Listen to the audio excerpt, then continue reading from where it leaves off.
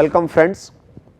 In our last session, we discussed about different types of intellectual properties, and we discussed in last 3 sessions about creation of intellectual property also. Moving from intellectual capital to intellectual assets to intellectual property, in our last session we discussed different types of intellectual properties. Some are very important, and then other category of intellectual property are in some supporting role. Now, in this session we are going to discuss two very important type of intellectual properties which are very much essential for innovators, which are very much essential not only for innovators but for entrepreneurs also, and one of them is patent. So, largely we will be discussing in this session about various aspects of patent, but we will also discuss about the copyrights, that is another most talked about IP, but there are many myths which are associated with patents and copyrights.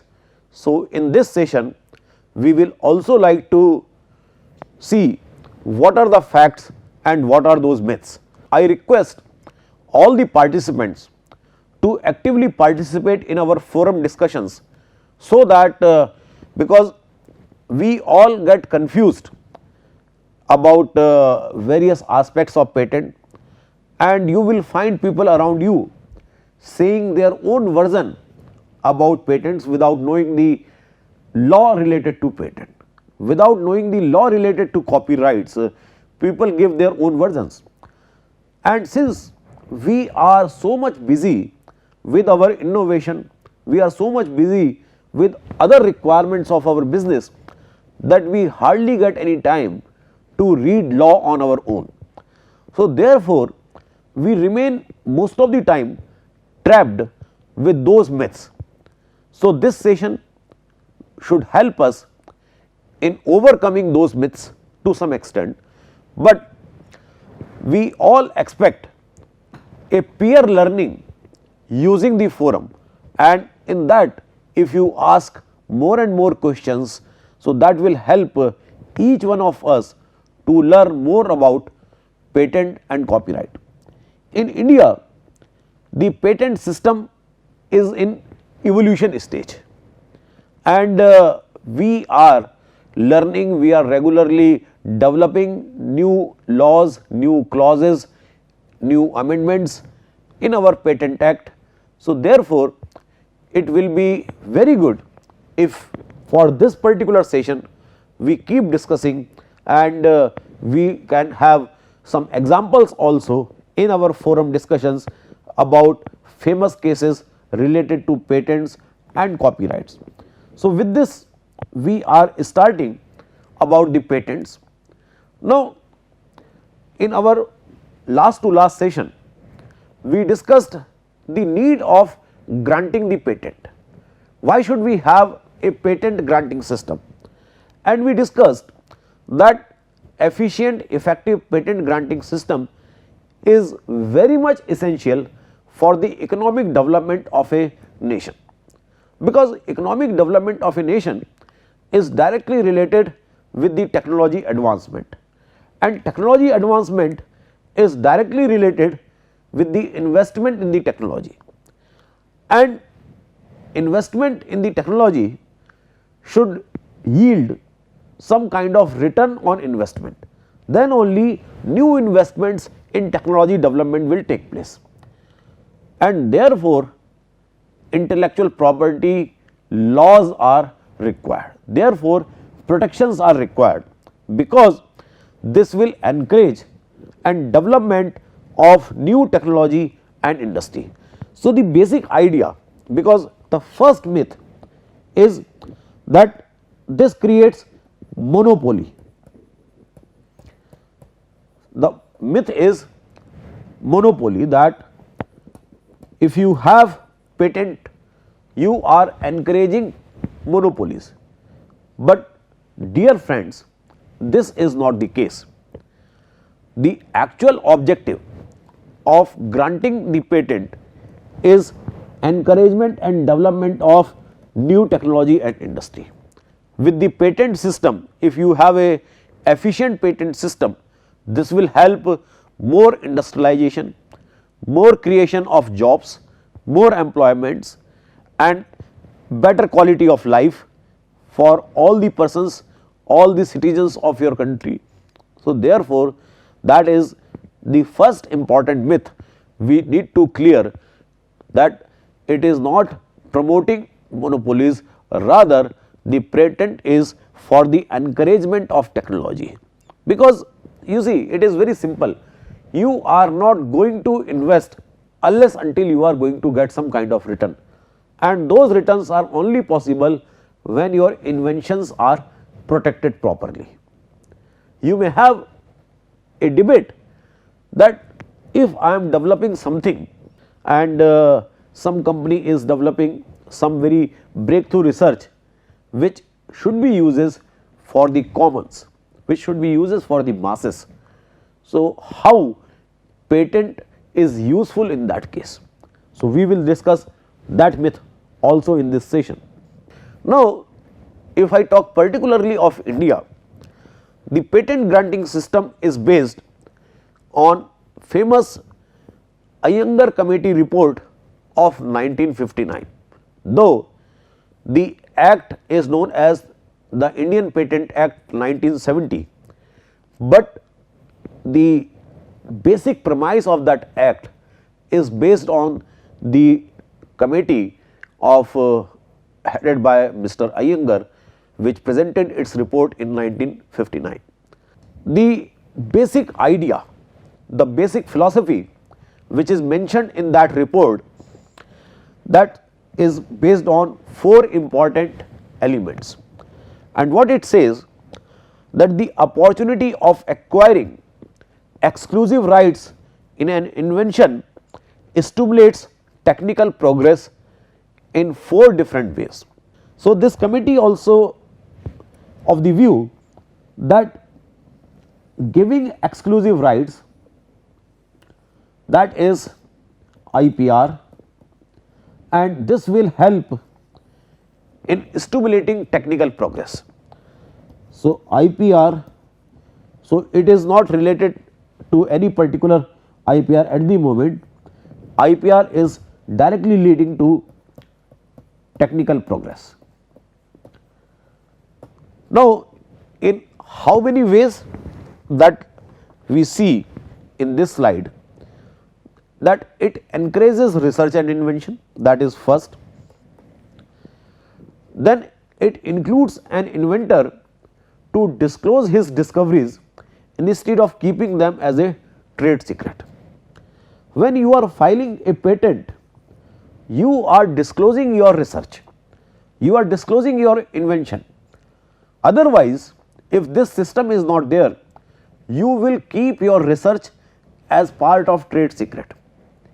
Now, when it is coming in the public domain, when it is indexed in some kind of databases, then what can happen? Then it offers a reward for the expenses of developing inventions to the stage at which they are commercially practicable. So, now either you yourself can do some kind of commercial use of your research, or there are different ways through which you can make money on the basis of your research output, on the basis of inventions which you have done.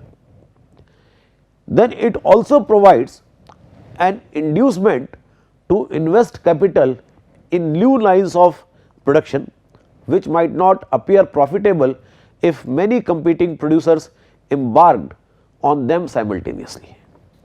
Now, to this point, some of you see that now because I am doing a research and many companies, if these are simultaneously working in that area, if I am a new technology startup and then there are technology giant like Google Apple, IBM, Microsoft. If all these companies are working in the same area and I am a new startup, so I will feel that it is not viable for me. I will not be interested to pursue that research because I will not be able to compete with these technical giants, these mammoth organizations. So, to protect that aspect also, those companies, those startups which are looking to work in those areas where others are not working, you have a protection against competition. That is also an idea, that is also a philosophy which can benefit the innovator.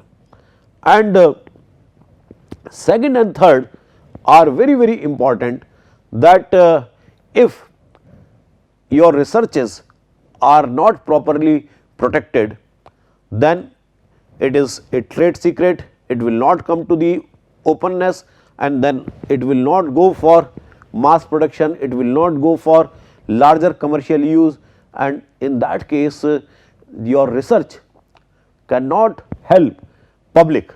Your research should help public, your research should do good for the society, and that is only possible when your research is properly available in the open databases, and that is possible by having the patents, by having the protection. You are displaying your research, you are showcasing your research to the world, but at the same time you have proper protection so that nobody can copy it. You may give it for free to anybody, it is up to you because you are the owner.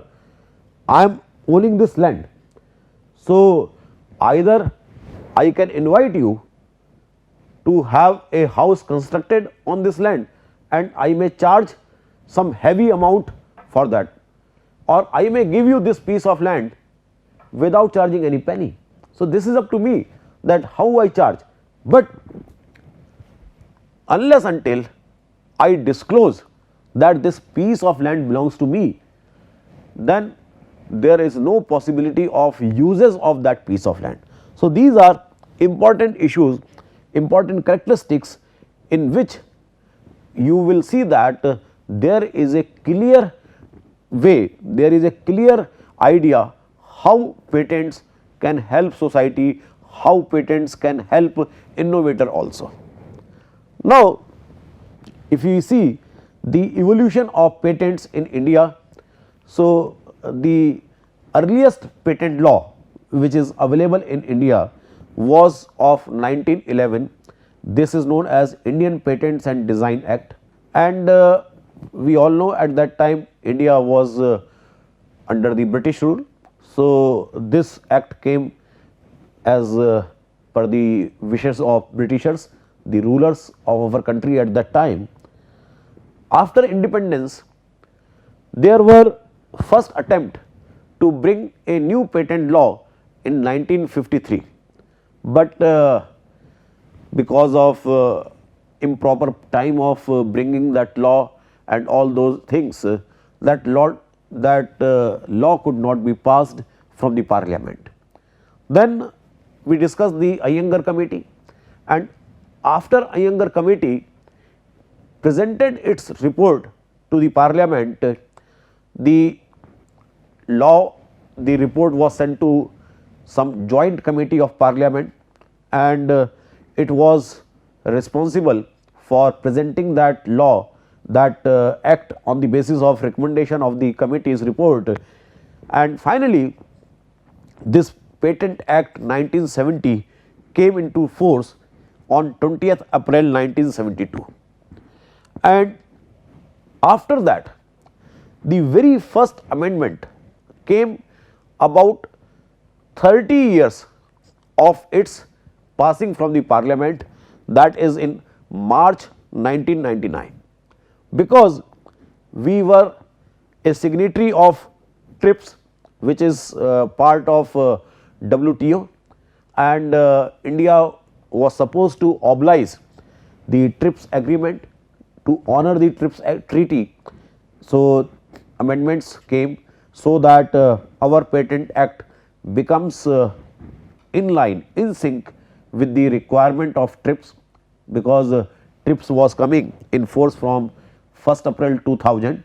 So, for enabling our patent environment suitable or in sync with the TRIPS requirement, amendments were made, and then in 2002, 2005 amendments were made. So, now it is a very dynamic process, because after 2000 we saw real globalization coming to India, and because of that the business environment is changing very fast. And business, because you see, the act came into force in 1972, and after 27 years there came first amendment, and then you have amendment in 2002, just after 3 years of first amendment, then again in 2005 the third amendment after the second amendment. So, now amendments are regular phenomena, and we are regularly seeing new amendments, and therefore, to have the latest update in this regard of the patent system of India, you need to go the site of Department of Industrial Policy and Promotion, DIPP, Department of Industrial Policy and Promotion, where you will get the latest updated Patent Act as on date, so that whenever you go to know that what are the clauses, what are the sub clauses related to Patent Act, you need to go to the site of Department of Industrial Policy and Promotion, which government has made the central agency for all intellectual property related matters. Otherwise, in previous periods, the matters related to intellectual property were distributed to different ministries. There were different caretakers for different aspects of intellectual property issues, but now you have one central agency, that is DIPP, which is looking after the all the matters related to intellectual property, whether it is patent, copyright or trademark, etc.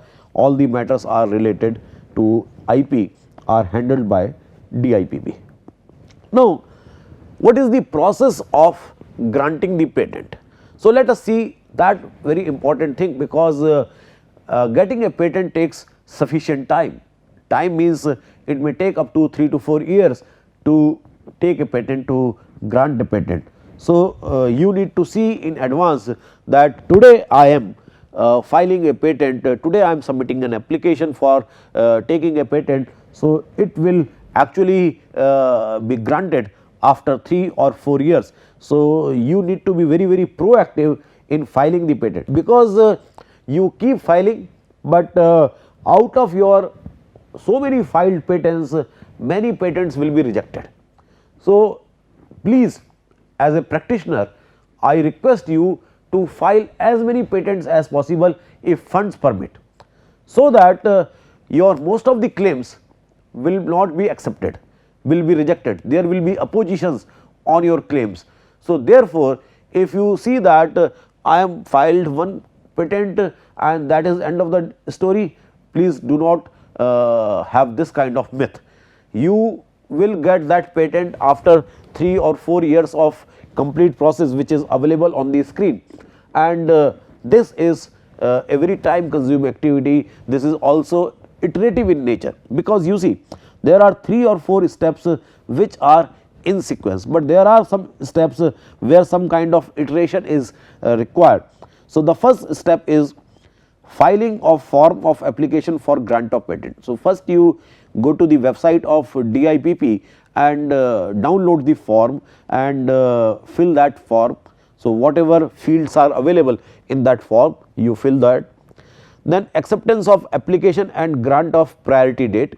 So, you will apply online and you submit the application on to the registrar of patents office, and after that you will request, there is some additional fee for the publication of application. So, your application will be published by the registrar of patents office, and after publication of patent application, means you have got a temporary file number by the patent office.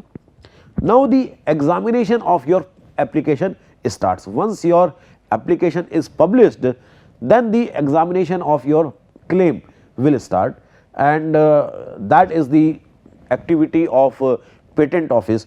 Your role is filing of application, and after application filing, the patent office will come into action, come into picture, and after publication of application, which is intimated to the inventor also, the the patent office will do the examination, and it will get the examination report on your claims. Now the report can have two types of output.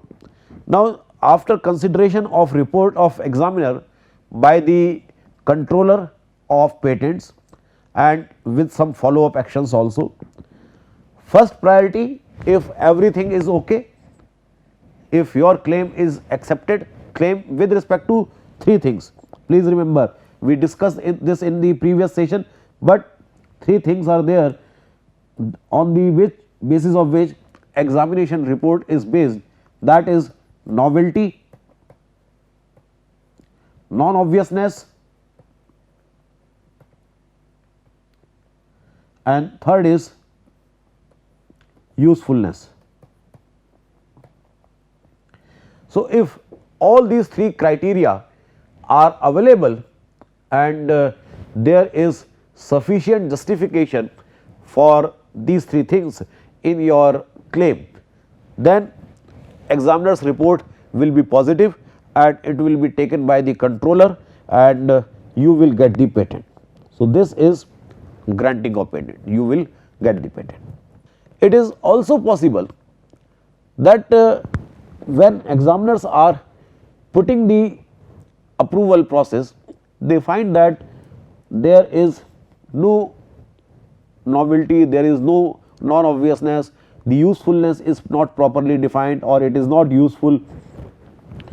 So it is also possible that your patent is refused, controller will refuse granting the patent. That is the two straightforward output from the examination process.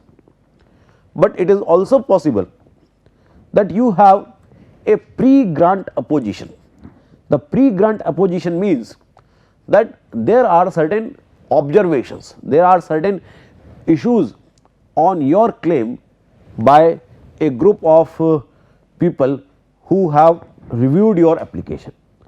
Now on the basis of that pre-grant opposition, two possibilities emerge. One is refusal to grant of patent. If this pre-grant opposition is true, then the refusal will take place, or if you are able to improve, if you are able to improve your proposal on the basis of those objections, oppositions, or the controller finds that these oppositions are of no standing, there is no merit in those oppositions, so he may consider those oppositions null and void. So in both these cases, if you improve or your oppositions are becoming null and void, then also you get the patent. So either controller directly gives you the patent based on the reviews report, or if there are some kind of observations, so controller will see the observations, and whether those observations are correct, then the refusal will take place, and if those observations are having no merit, then the observations are rejected, and or if you are asked to do some kind of amendments, and if your amendments are accepted by the review committee, then you will get the patent. So this process is a very time taking process.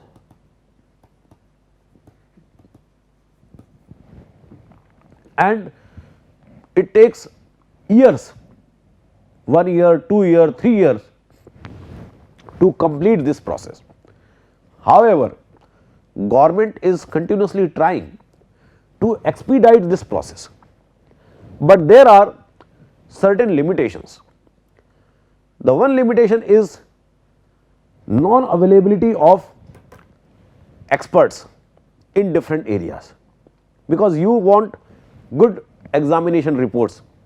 So, non-availability of experts, that is one important challenge in improving the speed of or responsiveness of this patent granting process. Then after getting this patent, you may go for different types of use of this patent. You may go for using this patent for developing your own organization, starting your own venture. You may go for licensing this technology to somebody else. You may transfer this technology, you may sell this technology so that you can work on a new technology. So, all these alternatives, all these ways are available to you to take advantage of your research or to take advantage of your property. So, this is about patent. The other important type of intellectual property is the copyright. The very interesting thing about copyright is that it is self-developed. What is the meaning of self-developed? That I do not require any kind of protection. I require protection. What I am trying to say that I do not need to get it registered somewhere for ensuring this is my copyright. I am delivering this lecture, and as soon as I am delivering this lecture, this becomes my copyrighted material. I am writing a story on a piece of rough paper, I am writing a poem on a piece of newspaper, and I do not require support or certificate of anybody else. As soon as it is created, it is my expression which is copyrighted. The expression of idea is copyrighted. The idea is not copyrighted, it is something we discussed in our previous session also, but it is the expression of that idea which is copyrighted. But the important thing is it is self-developed. We discussed that you need to have this type of symbol and then year and then who owns the IP. So, copyright generated in year 2017 and it is with Tata McGraw-Hill. So, that is the way of writing the copyright. Some of us have this type of myth that copyright is only possible when you write this type of statement, but again this is a myth. For an example, I write a book, but I do not write this copyrighted symbol 2017 Rajat Agrawal, and you feel, oh, this material is non-copyrighted, so I can freely copy it and distribute it, or rather I can make it printed and I start earning the money. That is not possible. Simply writing or non-writing this symbol is not the guarantee of copyright. Even if I do not write this symbol, this material is copyrighted to me. So, please do not listen those people who say that only materials with this type of symbol etc. are copyrighted. This is a way of presenting that yes, this is a protected property, but even if you do not write and I am the author, legal author, I am the legal publisher of this document, this copyright is still owned by me. Now, how do we get the copyright and what are the other intricacies related to copyright? So, as we just discussed, the copyright is obtained automatically without the need of registration or other formalities. However, in India we have Office of Registrar of Copyrights, where you can pay a fee of rupees 500 to get your documents copyrighted. So, that is possible, but it is not necessary. As I mentioned, that copyright is automatically generated without any need of registration. So, that is very important thing we need to understand, that copyright is automated, and therefore, in most of the institutions nowadays, when we submit PhD thesis, we write copyright, year of submission, and then the name of the institution, that copyright is with XYZ institution. So, that is the system, automated system of copyright. But as I mentioned, that many countries provide a national system of optional registration and deposit of their work. These systems facilitate, for example, questions involving disputes over ownership or creation, financial transactions, sales, assignments and transfer of rights. So, sometime it is good, because then you have a track that who owns the copyright. You are also writing the story, I am also writing the story, and both stories are very much similar. Now, I start getting revenue out of my story. You are slightly slow, you are not getting that kind of revenue from your story. Then tomorrow you may claim that I copied your story.